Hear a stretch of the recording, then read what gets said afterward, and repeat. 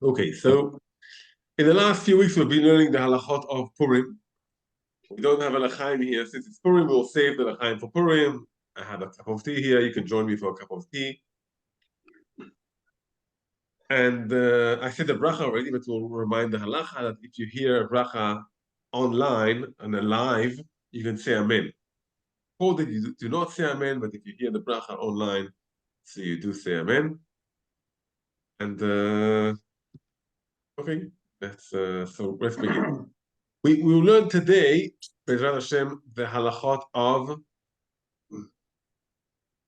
of reading the Megillah. Okay, we learned about Shloach Manot, we learned about Matanot Levinim, so we learned today a bit about reading the Megillah. Beforehand, we'll just mention a few halachot of the fast of Ta'anit Esther, and then we'll learn the halachot of reciting the Megillah, reading the Megillah, and Bezrat Hashem, next week, our goal will be to move to Pesach, since after Purim, we always have Pesach, to clean all of the junk that the house gathered on Purim. Okay, so we'll mention just a few things in the halachot of Purim. One is that the Gemara in Megillah, I think it's Daf Tetzain, I'm not sure, says the connection between Purim and the fast and Purim. And the Gemara says that because of the fast, we had a Purim. Because of the fast, we had Purim. Which means the fast, the fact that Am Yisrael did tshuva and gathered together and davened, that leads us to Purim. That led us to Purim. So this year Purim is separated. We have Purim on Sunday, the fast will be on Thursday. We need to know the fast is something very important because of the fast, because of we davened. So we were able to have all a celebration of Purim. This year, we're trying to organize a learning session in the place Shmuel of many people of the community together. You're welcome to join. And even if you don't join, so just you should realize the fast is a very important part of Purim. Although it's not a fast like Tisha B'Av. Someone who isn't feeling well, someone who's in bed, he has a fever, he's very mitzvah. He's not feeling well. He doesn't need to fast on Purim. The same goes for pregnant women who are nursing. So they do not need to fast on Ta'anit Esther, the fast before. So that's a few halachot about the fast, Ta'anit Esther. And now we'll go to the halachot of reading the Megillah. I'll just open in a moment the Shulchan Aruch if you want to follow with me. So it is in the 6th volume of Shulchan Aruch. I think it's Taf Reish Tzadi. I'll just open it in a moment. And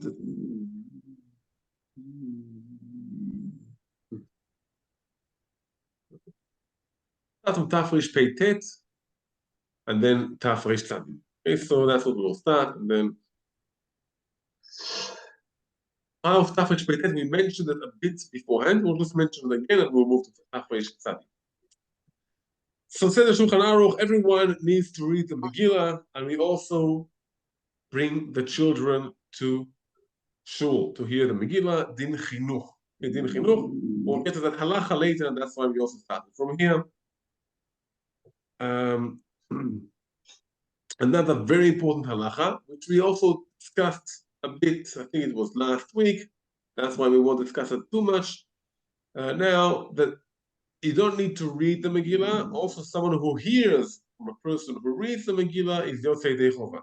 Okay, so if you hear the Megillah, that's also fine, as long as you hear the Megillah from someone who is obligated in reading it. You can't be Yotze like by the Megillah from someone who is not obligated in reading the Megillah. Okay, like many other mitzvot. For example, a child can't read the Megillah for an adult. Okay, because a child is obligated only midin chinuch, only midin rabbanan, and even a lower level of midin rabbanan, and the adults have a higher level of the obligation. And as we mentioned 2 weeks ago, there's an argument if a woman can read the Megillah for a man, and we discussed that in the past.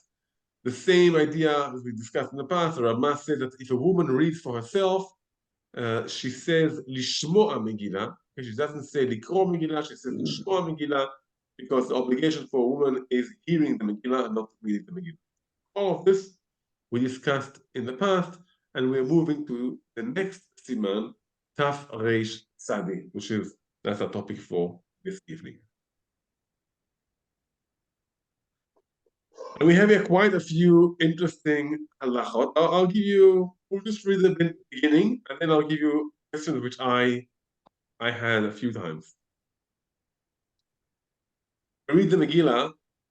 When do we stand? When do we sit down? So usually the Chazan, he stands up. And for the brachot, we all stand up. Why? Where did that come from? Why do we sit down? Why does he stand up? Why do we stand up for the brachot? So says the Shulchan Aruch that we can read the Megillah if we're sitting, if we're standing.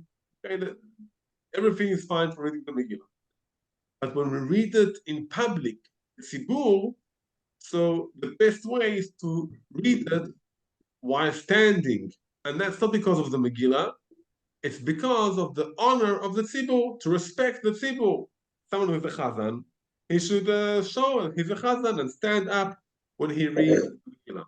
So the reason the chazan stands up when he reads the Megillah, it's less because of the Megillah, it's more because of the honor, respect for all the shul. Okay, that's says the Shulchan Aruch. And the Rama points out that the Chazan shouldn't read the Megillah until people tell him read. Until the rabbi tells him read. Also, here there's like the person who's reading, he comes from the congregation, not the opposite. He comes to serve them, so he should read only when they tell him to read. Let's say we have two people speaking at the same time. Can you understand them? Not so much, right? When I have two people speaking to me, two of my kids speaking, I say, one second, we quiet one person at a time. There's a halacha that trei kalei lo mishtami. We can't understand, we can't notice two sounds, two voices. Reading the Megillah, because we like the story and we're in it, it's like music. Okay, it's like music. And I'm sure when you listen to music, so you hear the guitar, and you hear the piano, and you hear the drums. You want all of them together. Therefore, it's better that only one will read the Megillah. But even if a few people are reading it together, we like it. So we put attention to it, and then so that's the two halachot. Now, a question which I had a few years ago. Tell me what you think about it. It was Purim. It was, I think, not late at night, but around 10 o'clock. Okay, the first night of, the first reading of Purim, and someone came from out of town. Not trying to remember what the story was. Purim, you don't ask what happened, and he comes to me and tells me, "I didn't hear the Megillah. I didn't hear the Megillah. I have a Megillah. Can you please read the Megillah for me?" So I said, "Sure, fine. I'll read the Megillah." He takes up the Megillah. He got it from his father. Who got it from his father? An old Megillah. And I read the Megillah towards the end, much towards the end. We were about 2 minutes from the end of the Megillah. We saw that the Megillah is torn, and it's missing a whole line in the Megillah. What do we do now? What do we do? Do I need to repeat all of the 20 minutes of reading the Megillah? What do we do then? Just get a book and read it from there. So Arnold's saying, just get a book, right? If it would have been a Sefer Torah, can you do it or no? No. And you have Sefer Torah. If a person finds a Sefer Torah is missing one letter, what does he do? He switch the Torah. Right, switch the Torah. So what Arnold is saying here, read from a book. Why? Well, why read from a book? It's missing a word. That's the Rabbanan. The Rabbanan also reading the Torah might be the Rabbanan. mean, the Torah itself is mid'oraita, but reading, the obligation of reading the Torah, that might be mid'rabanan. So what's the difference?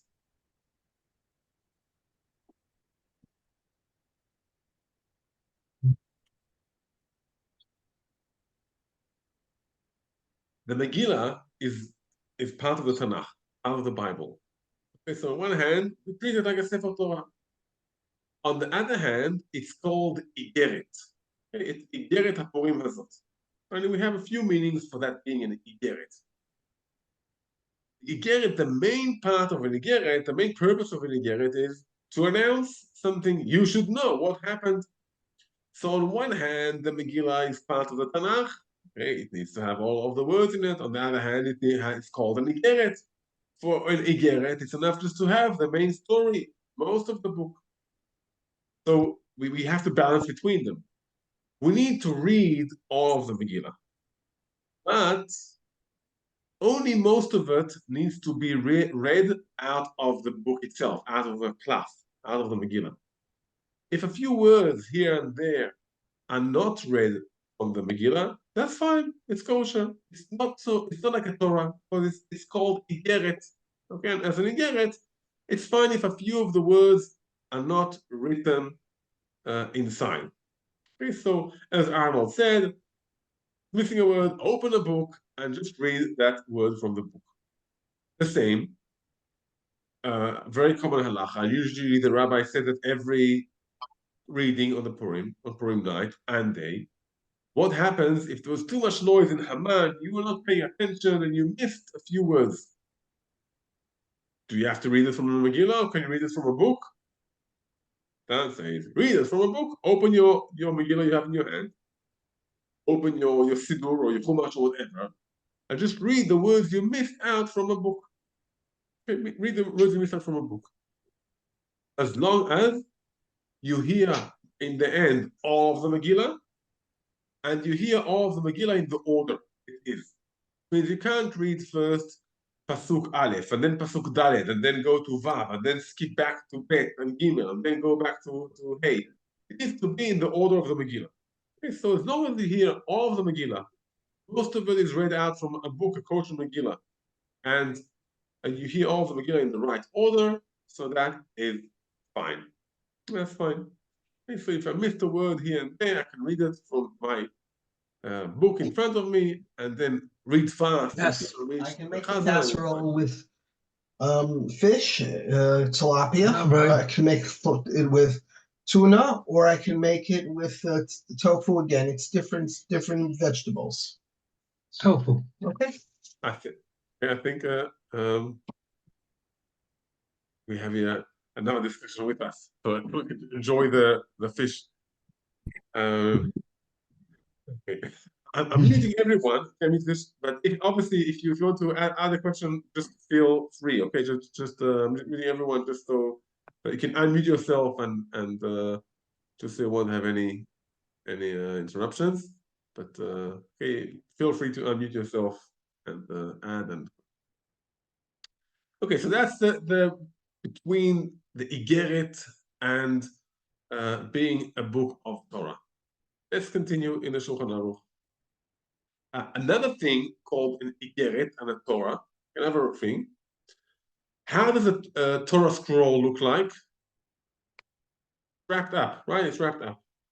So you notice every Purim before they read, they open the Megillah and fold it and put it all of it in front of you. And why do they do that? Because the Megillah is also called an Igeret. It's not just a Sefer. Sefer is wrapped up. Okay, an Igeret is something which is more open, more to the public. You can see here's a story in front of you. Okay, so that's about the difference between Igeret and a Sefer and the book.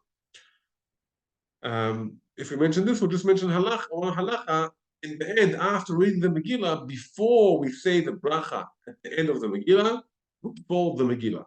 And to respect the Megillah, so before the bracha, we fold the Megillah.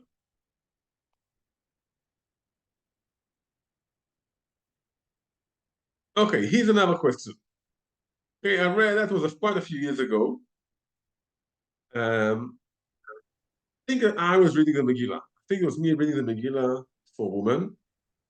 And then there was a child in the group. And the child made noise. The child made noise. And one of the mothers told in the middle of reading the Megillah, told the child, shh, be quiet. So she spoke in the middle of reading the Megillah. Comes the question, she came to me afterwards, comes the question, was she Yotzei Yedei Chova, or does she need to repeat now all of the Megillah?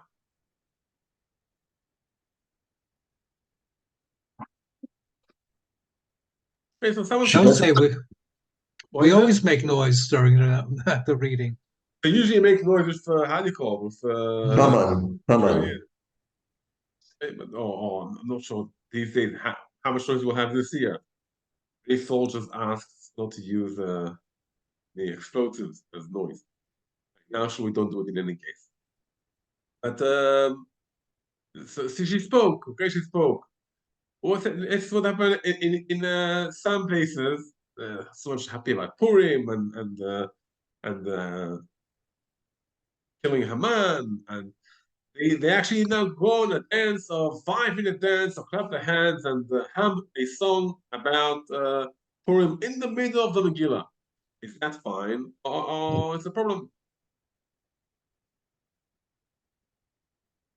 So as I said, we all make noise in reading the Megillah.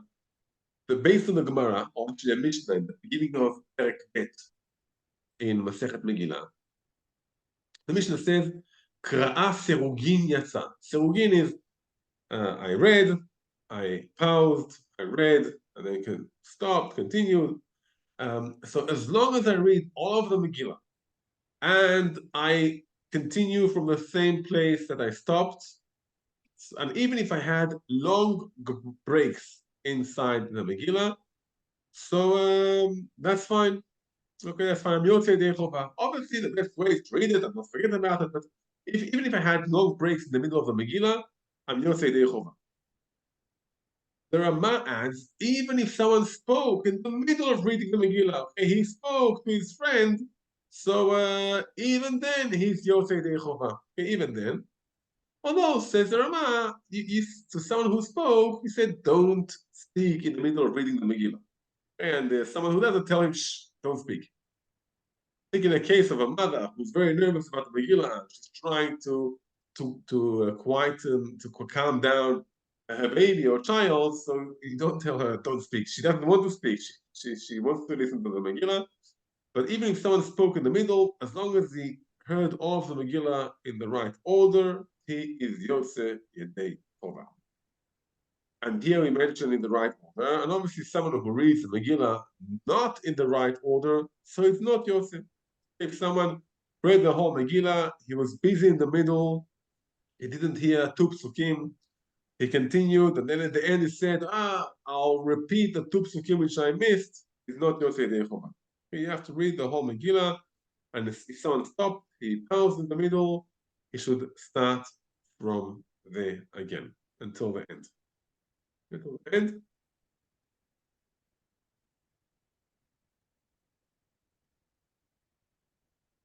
It's actually quite interesting, this halacha. Maybe it's something here which can bring us a question. I'm going to ask, well, what do we get? I mean, I heard all of the Megillah. What does it matter if I heard it in the right order?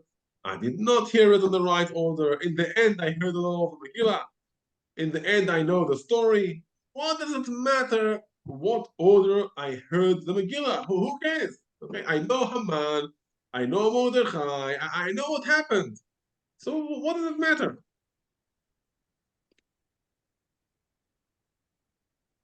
If I give someone 10 shekels with a coin of 5 shekels and a coin of 2 shekels and a coin of half a shekel and a few coins of half shekels, does it matter in what order I gave him the coins? In the end, he gets 10 shekels, right? So what does it matter? The Gemara learns that והימים האלה נזכרים ונעשים, okay? ככתבם וכזמנם. You read or do the Megillah and remember the Megillah as it was done on its time. And we have here something which it's quite interesting for us always. Many times we understand things that happened only in a perspective of time. And then we can give each thing a place in its order. As soon as we start messing up the time, read this pasuk before the other pasuk, everything changes its meaning. Okay? But when we really read it in its right place, the time that it happened, that gives it a meaning, and that's the halacha of reading the Megillah on its and according to the order. Okay, yeah, we have a few more minutes until we'll finish it around 10 past, so we can people want to go to Avit and go to Avit. The brachot. Okay, the brachot. I mean, we all know that we say 3 brachot on the nighttime, right? Kriyat Megillah, She'asa Nisim, and She'echiyanu. Okay, and just probably also know that there's a difference between Ashkenazim and Sfaradim. On the daytime, do we say She'echiyanu? Don't we say She'echiyanu? So let's try and understand the logic of it. Okay? Before we try to understand the logic, let's think a second on Sukkot. Okay, on Sukkot. I sat in the Sukkah on Sukkot night, I said Yeshev Sukkah, I said She'echiyanu. On the daytime, I come to sit again in the Sukkah. I say Yeshev Sukkah, right? Yeah. Yes. Do I say She'echiyanu? No. No, I don't say She'echiyanu. I say She'echiyanu the nighttime, and that goes on all of the holiday. Okay, so I say She'echiyanu once on Sukkot, that's enough. Okay, that's enough. The same for Hanukkah, the same for Pesach, the same for everything. I said She'echiyanu once, that's enough. How come here all of a sudden we have the custom, the minhag of the Ashkenazim, that we say She'echiyanu again on the daytime? To understand that, we need to understand reading the Megillah. All of the mitzvot of Purim are done on the day, as it says in the Gemara or in the Megillah, V'yimei ha'Purim ha'ele, the days of Purim. So we do the Seudah on the day, we give Mishlach Manot on the day, we give Matanot Le'Evinim on the day. We read the Megillah on the day of Purim. That's the main reading of the Megillah. Yet, because there's a process here, and the day always has a night beforehand, and the redemption comes after hard times and exile, like after nighttime. So we read the Megillah also on the nighttime, as the Gemara in Megillah, the beginning of Megillah says, but the main reading of the Megillah is still the daytime. And that's why we have the argument between the Sfaradim and the Ashkenazim. The Sfaradim say, in the end, it's one day. So we say once in the nighttime, and that's it. The Ashkenazim say, it's true that it's one day, but the main reading is in the daytime. That's why it requires a special She'echiyanu for the main reading, because it's not connected, it's separated from the reading on the nighttime. Okay, so that's about the She'echiyanu. When we say She'echiyanu, we also think about all of the other mitzvot we do on Purim. Okay, so that's She'echiyanu and the mitzvot of Purim. Before you have time for one more halacha. Oh, okay. It's actually brought in the Gemara in Megillah, beginning of the Gemara in Megillah, and in end of the Shulchan Aruch Tafresh Tzadivav. Can you do melacha on Purim? Person work on Purim? So that's a question. Can a person work on Purim? I just want to read the Shulchan Aruch, the beginning of the Shulchan Aruch, and then we'll go to finish the halacha and conclude. Let's read the Shulchan Aruch. The Shulchan Aruch. Purim mutar be'asiyat melacha. From the Ikar Adin, one can work on Purim. But the Shulchan Aruch continues. ובמקום שנהגו שלא לעשות, אין עושים. In a place where the custom is not to do melacha on Purim, you don't do melacha. And the Rama adds, in our places, that's our custom, not to do melacha on Purim. We'll explain in just a moment what does that mean, melacha.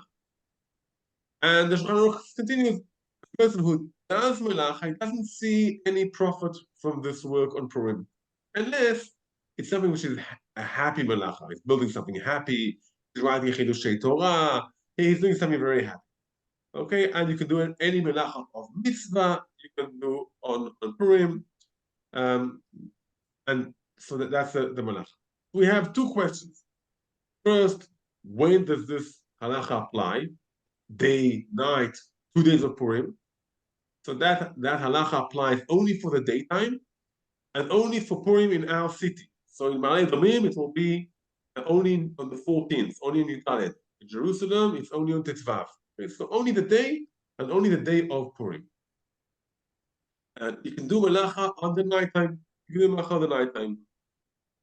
You can also do melachot which aren't considered so important. For example, like cutting the nails, okay, driving, things we don't consider, they don't distract you so much from the happiness of Purim. Okay, so small things you can do. We gave 2 examples that you can do in Purim. Doing big things, going to work and doing other things, that's a problem, unless it causes a big damage. It says in halacha, it causes a big damage. Let's say a doctor, people need him, or if you want going out to Purim, so people won't have a doctor, that he can do in Purim. Otherwise, the focus on Purim is to be happy on Purim, to let our heart be happy on Purim. Even chas v'chayla, an avel, someone who is sitting shiva, he doesn't do things in public which are sadness. Maybe you can say the main part of Purim, the main mitzvah of Purim is simcha, being happiness. It doesn't say exactly how it calls simcha, but anything which causes us simcha, and anything which distracts us from that is a problem. So if you want to conclude that, we should B'ezrat Hashem pray this Purim will bring with it a lot of happiness, a lot of simcha. Amen. Amen. We won't even try to think of maybe getting distracted from the simcha. We'll just be there. We'll have Geulah Shlema. Amen. Amen. Shenishma b'sarot tovat. Amen. Thank you, Rabbi Wen. Take all